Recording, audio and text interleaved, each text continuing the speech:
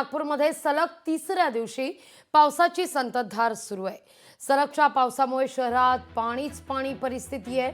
नागपूर जिल्ह्यातील सगळ्या खासगी आणि शासकीय शाळांना सुट्टी जाहीर करण्यात आलेली आहे। सद्यस्थितीत नागपूरमध्ये 172.2 मिलीमीटर पाऊस हा नोंदवण्यात आलेला आहे। या सगळ्याविषयी अधिक माहिती घेण्याकरता थेट जाऊया नागपूरला। आपले प्रतिनिधी ज्ञानेश्वर यांच्याकडे। ज्ञानेश्वर, काय सध्या परिस्थिती आहे?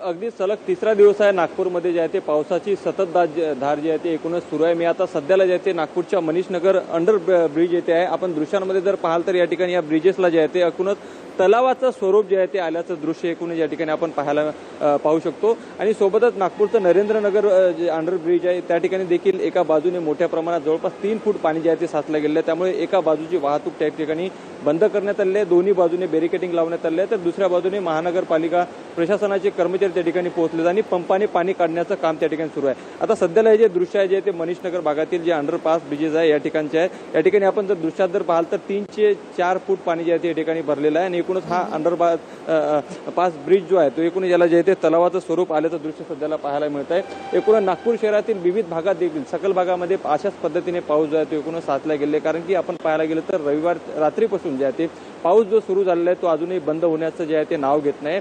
जून महिना संपला तरी देखील अशा पद्धतीच्या पावसाची प्रतीक्षा नागपूरमध्ये होती। मात्र ज्या पद्धतीने रविवारपासून नागपूरमध्ये संततधार सुरू आहे त्यानंतर जे आहे ते जो काही बॅकलॉग होता भूजल पातळीचा तो या ठिकाणी नागपूरमध्ये भरून निघाला असंच म्हणावं लागेल, कारण की जवळपास 172 मिलीमीटर पावसाची नोंद जी आहे ती एकूण नागपूर शहरामध्ये करण्यात आलेली आहे। मात्र कळमना नगर भागातील काही परिसरामध्ये देखील घरामध्ये देखील पाण्याची परिस्थिती उद्भवू शकते अशी परिस्थिती सध्याला जी आहे ती एकूणच पाहायला मिळते। आणि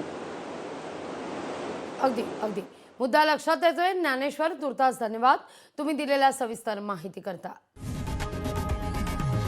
लोकशाही मराठी ऐका, पहा, जागरूक रहा।